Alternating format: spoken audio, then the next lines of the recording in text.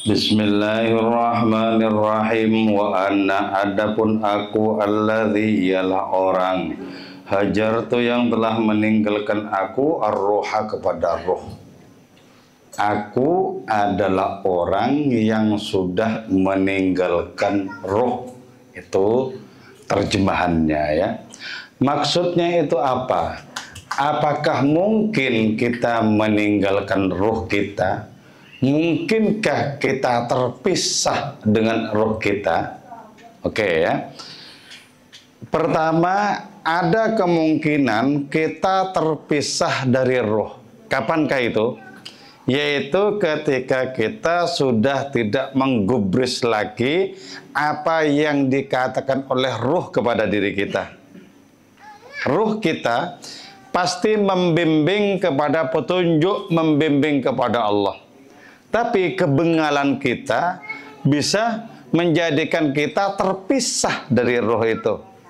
Yaitu ketika ungkapan-ungkapan roh itu sudah tidak kita dengarkan. Kita berjalan sendiri dan roh kita biarkan merana. Itu kita akan terpisah dari roh. Jadi kenapa orang itu menjadi kafir, menjadi kufur jauh dari Allah? Karena sudah tidak mendengarkan lagi rohnya sendiri. Oke, itu pemahaman yang buruk ya. Terus pemahaman yang baik. Mungkinkah kita berpisah dari roh? Mungkin. Kapan itu? Yaitu ketika kita sudah tergila-gila kepada Allah Ta'ala. Jadi ya, pertama-tama roh membimbing kita kepada kebaikan. Kita ikuti. Terus membimbing kita ikuti.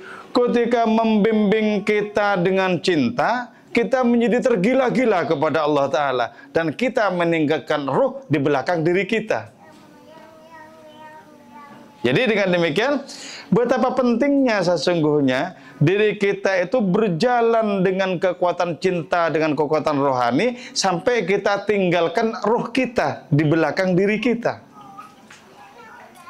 Nah, karena itu kemudian, maka kalau kita harus berpisah dengan roh kita, berpisahlah dengan baik-baik, yaitu kita menjadikan diri kita di depan roh. Dalam rangka apa? Dalam rangka untuk sampai kepada Allah Subhanahu wa Ta'ala. Tidak ada yang penting dalam kehidupan ini kecuali berlomba lari untuk mengetahui telapak kaki siapa yang lebih dulu sampai di halaman rumah Allah Ta'ala. Nah, itu ya. Jadi kalau itu yang kita pegang ya, maka bagus kita meninggalkan roh, bagus kita berpisah dari roh, itu bagus. Dan karena itu kenapa kita kok menciptakan semangat dalam diri terus diciptakan semangat agar suatu hari nanti kita tinggalkan roh kita berada di belakang kita. Kenapa? Karena roh itu sudah berjasa kepada kita untuk memperbaiki langkah-langkah rohani kita di awal-awal perjalanan kita menuju kepada Allah Ta'ala. Bagus itu. Jadi kata Maulana Rumi, akulah orang yang sudah meninggalkan roh itu. Nah, dalam konteks ini ya kita dibenarkan, bukan dalam rangka meninggalkan roh karena kita bertikai dengan roh itu sendiri. Oke. Terus wakal wardi, dan sebagaimana bunga-bunga mazzaqat morobe, itu bunga-bunga al-akmama kepada kelopak-kelopak. Gitu ya. Betapa pentingnya kita seperti bunga yang pada akhirnya akan merobek kelopak-kelopak itu. Kelopak-kelopak itu ibaratnya seperti roh, melindungi diri kita. Tapi kalau kita harus eksis dengan keindahan bunga-bunga, harus kita robek kelopak-kelopak itu. Kita akan muncul sebagai apa? Sebagai bunga-bunga yang sangat indah. Karena memang sudah waktunya muncul. Nah, di dalam dunia tasawuf, ada yang disebut sebagai anak-anak kecil masih menyusu. Ada juga yang disebut sebagai anak-anak yang sudah disapih. Ya. Kalau posisi kita masih menyusu, berarti kita harus lengket dengan kebaikan-kebaikan. Kalau waktunya menyusu kita disapih, maka kita akan sakit-sakitan. Betul. Tapi ketika kita sudah waktunya disapih, kita akan tegak sebagai jawara yang sanggup melindungi kebenaran dari begal-begal manapun. Jadi karena itu pastikan kita tahu apakah rohani kita itu makomnya menyusu atau disapih. Harus tahu betul. Kalau sudah waktunya disapih, kita sudah waktunya berarti menjadi pendekar-pendekar dalam kehidupan. Tugas kita adalah bertarung dengan setan. Itulah ya. Ayo tarik tambang sama aku, gitu. Tarik tambang sama setan dan menang. Nah, tapi kalau masih sering kalah, itu berarti waktunya masih menyusu. Waktunya masih menyusu. Kalau waktunya masih menyusu kemudian disapih, ya akan terus kalah di mana-mana itu. Akan terus kalah. Oke, itu ya. Yang disebut sebagai bagaimana bunga-bunga itu merobek adanya kelopak-kelopak tersebut agar eksis bunga-bunga itu dengan keindahannya.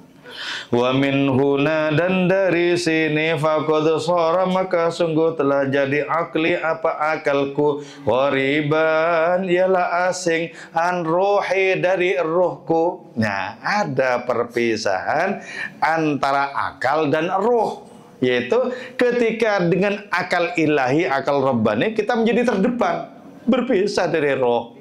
Kenapa? Karena roh sudah kita tinggalkan. Kita dengan akal rohani itu sudah menjadi bagian terdepan. Maka itulah yang disebutkan oleh Maulana Rumi di dalam salah satu puisinya yang lain. Kalau akal itu, kata Maulana Rumi, kita bawa kemanapun termasuk ketika kita bercinta, maka posisinya akan berubah menjadi pencuri. Artinya apa? Akal itu tidak harus kita bawa kemanapun, tidak. Kalau akal kita itu sudah digantikan oleh cinta, maka ini harus terdepan. Akal itu kita tinggalkan di belakang. Kenapa? Karena ketika akal itu kita bawa kemana-mana, nanti berubah dia fungsinya menjadi pencuri. Pencuri itu gimana maksudnya? Cuman bisa mengutip ini dan itu, tapi itu tak dialami. Itulah ya. Pencuri. Mengutip perkataan ini dan itu, tapi tidak dialami. Itulah pencuri. Jadi jangan bawa serta akal itu. Biar apa? Agar kita tidak bergabung dengan dunia pencurian itu. Agar kita menjadi terdepan di dalam cinta kepada hadiratnya itu. Oke. Jadi karena itu akalku ini kemudian terasing dari ruhku. Akalku adalah akal cinta yang telah menjadikanku sedemikian ngebut kepada Allah Ta'ala. Jadi ya, saya dari dulu itu iri sekali. Ketika sudah berbicara tentang cinta, kapankah aku betul-betul mengalami itu? Iri sekali. Kenapa? Karena apa yang disebut sebagai pesta pora di puncak langit ketujuh itu memang betul-betul ada loh. Ada. Ada. Dan para nabi mengalami itu. Para wali seperti Maulana Rumi juga mengalami itu loh. Bisakah engkau membayangkan pesta pora di puncak langit ketujuh sana? Jangankan kita sampai membayangkan karena kita mengalami itu. Menduga-duga saja masih salah loh. Pesta pora kayak apa, kayak ini, kayak gitu. Menduga-duga saja masih salah loh. Itu berarti apa? Berarti harus kita alami segala sesuatu yang merupakan ilmu pengetahuan dari para nabi, dari para rasul itu harus kita alami. Tidak boleh tidak. Kenapa? Saya tidak yakin ya bahwa di langit sana yang ada cuma kekosongan. Saya tidak yakin. Saya hakul yakin bahwa pada segala zarrah, pada segala sesuatu ada kehadiran Allah Ta'ala. Kalau pada segala sesuatu ada kehadiran Allah Ta'ala, kenapa kita menganggapnya enteng? Loh. Bukankah pada segala sesuatu ada kehadirannya yang perlu kita takjubi loh. Mestinya kita dalam posisi apa? Posisi dalam kondisi ketergila-gilaan kepada hadiratnya. Mestinya seperti itu. Jadi ada itu sesungguhnya. Jadi jangan katakan tidak ada. Jangan katakan tidak ada. Oke. Wahadhil qatarati, adapun tetes-tetes air ini minal albabi dari hati nurani, walabat ialah menang itu hadhil qatarat li bahril lubbi, bagi adanya samudra hati. ada samudra hati yang ternyata kalah terhadap tetes-tetes hati nurani gitu loh. Jadi ya, tetes-tetes kecil itu bisa menundukkan gelombang di samudra itu loh. Bisa menundukkan gelombang di samudra. Ditundukkan, dikalahkan semuanya itu. Kenapa? Betapa sangat hebatnya dengan demikian ya, tetes-tetes dari hati nurani itu. Sangat hebat kalau begitu. Nah, itu yang kemudian kita telusuri. Kenapa? Kita tertarik. Bagaimana kalau kita bisa mengalami hal seperti itu? Jadi saya jauh lebih percaya para nabi, para rasul ketimbang ilmu pengetahuan yang saya dapatkan di buku-buku itu yang mengatakan bahwa di langit itu isinya ini, itu dan lain semacamnya. Saya kira jauh lebih hebat, lebih dahsyat lagi. Jadi betapa mengalami Allah Ta'ala itu adalah segala-galanya bagi diri kita. Walaupun kita masih memaksakan diri, bagaimana cara kita bisa mengalaminya? Jadi ternyata apa? Ternyata sangat menakjubkan adanya kehidupan ini yang belum kita masuki, belum kita bongkar. Itu sangat menakjubkan loh ternyata. Kalau bagi diri kita kan biasa. Setiap hari ketemu ini, ketemu itu, wajah ini, wajah itu. Kayaknya biasa-biasa saja itu loh. Tidak ada yang menggetarkan. Itu ternyata sangat menggetarkan itu. Kenapa? Karena kemahakayaan Allah Ta'ala itu tak terbatasi oleh apapun. Karena itu ketika kita memasuki kemahakayaan Allah Ta'ala, kita akan mengalami sesuatu yang baru dan tidak ada yang terulang-ulang. Terus, baru terus. Loh, bukankah kalau baru terus kita akan senantiasa bergetar? Iya, mestinya begitu. Makanya ya, saya berjumpa dengan para wali itu hidup mereka baru terus itu loh. Tidak ada yang terulangi loh. Misal begini ya. Saya ketemu hari ini dengan seorang waliullah ya. Dia ngomong ini, ngomong itu. Besoknya nggak mungkin ngomong ini dan itu lagi. Nggak mungkin. Kenapa? Karena Allah Maha Kaya. Dan karena Maha Kaya, Allah Maha Kreatif. Dan karena itu, wali-wali Allah Ta'ala itu mengikuti hadiratnya. Tidak ada yang terulang-ulang, itu nggak ada. Hebat ya. Jadi kalau sampai kita mengalami Allah Ta'ala, kita akan betul-betul mampet akal pikiran kita dan kita menjadi terhuyung-huyung karena kita terheran-heran kepada hadiratnya itu. Jadi betapa tidak mudah ternyata ya, untuk bisa mengalami Allah Subhanahu wa Ta'ala itu. Wadarratu hadhil fatati, adapun adanya tetes-tetes air perempuan ini, minar rohi, dari roh, istahlak, hancur itu, fil ahibba, di dalam kekasih, di dalam para pecinta dulu. Jadi ada banyak sesuatu yang pasti hancur di dalam cinta itu sendiri. Banyak yang hancur di dalam cinta. Bagaimana realitasnya hancur di dalam cinta? Kata Maulana Rumi, itu tidak boleh kau hafalkan dari kata-kataku. Kau tidak boleh, tidak harus mengalami. Jadi bagaimana hancur di dalam cinta itu? Jadi karena itu begini ya. Kalau misalnya berjumpa dengan para wali itu, berjumpa hari ini, berjumpa besok, wajahnya itu berbeda-beda terus itu loh. Berbeda-beda terus. Kenapa? Itu menunjukkan bahwa beliau sesungguhnya dalam pendakian naik terus, nggak pernah berhenti itu. Dan walaupun naik terus, tidak akan pernah ada finishnya. Dari naik itu sampai di mana? Tidak akan pernah ada finishnya itu. Jadi karena itu si wali ini mengalami pengalaman-pengalaman yang terus baru seperti itu. Jadi karena itu kemudian bisa menjadi berubah-berubah terus berubah-berubah menjelang wafat ya. Syekh Abdul Qadir Jilani itu mengatakan, siapapun pada saat sekarang ini tidak mungkin ada orang yang bisa menggapai aku di mana aku sebenarnya. Nggak bisa. Dulu saking cepatnya naik, cepet naik itu loh. Dulu saking cepatnya naik. Jadi kalau orang melihat itu biasa-biasa saja, berarti yang dilihat itu wajahnya, lahiriahnya. Oh iya kayak gitu, iya kayak gitu. Lahiriahnya itu, tidak melihat batinnya. Kalau melihat batinnya, kita tidak akan pernah sanggup untuk tahu di mana sesungguhnya batin beliau. Kan begitu, tidak akan pernah sanggup.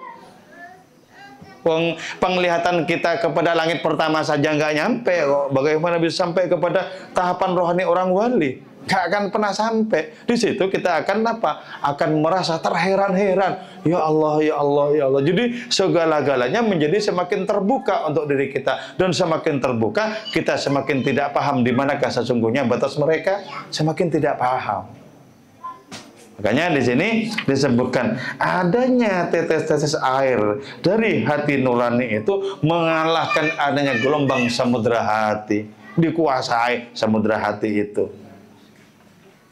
Jadi karena itu kemudian dikatakan bahwa orang yang jatuh cinta itu sesungguhnya sudah lama meninggal di dalam dunia kekasih.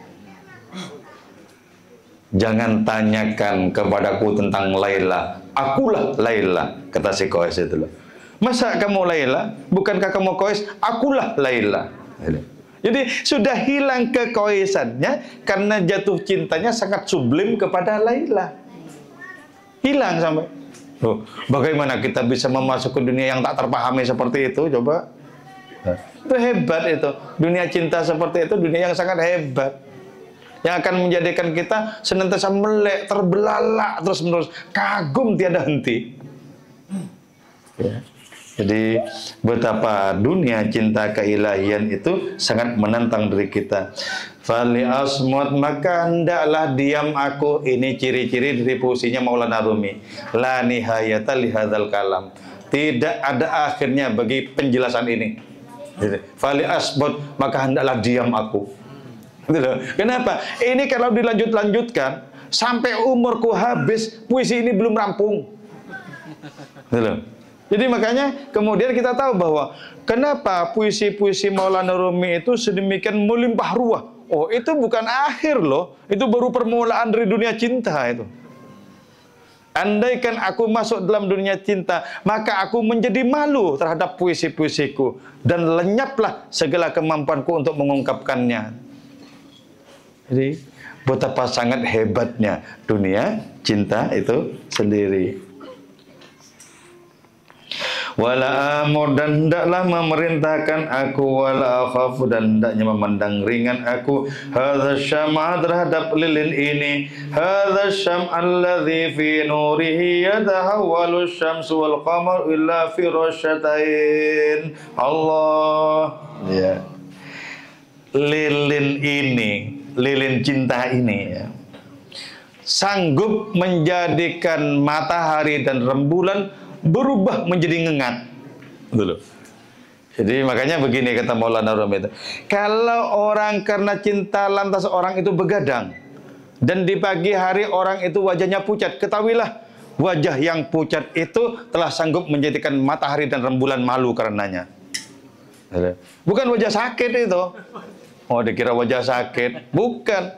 Karena begadang untuk apa? Dalam rangka merayakan malam dengan cinta itu. Wah, pagi hari wajahnya pucat, jangan dikira sakit. Wajah yang pucat itu telah menjadikan rembulan dan matahari malu karenanya. Karena itu kemudian rembulan dan matahari berubah menjadi ngengat, menjadi makhluk yang bisa kita katakan apa? Sangat murah sekali harganya, jadi ngengat kok. Jadi karena itu kita belajar untuk apa? Mengarungi malam. Untuk apa? Untuk jatuh cinta kepada Allah Ta'ala. Kalau mengarungi malam tidak dalam rangka jatuh cinta, gampang. Nonton bola. Gampang banget itu. Coba wudu, langsung nguap itu. Apalagi sholat, langsung nguap-nguap terus. Oke, gitu ya. Oke, berikutnya mari kita kaji sebuah lagu Rindu Rasul Muhammad Sallallahu Alaihi Wasallam. Berikutnya setelah ini Abdul Aziz.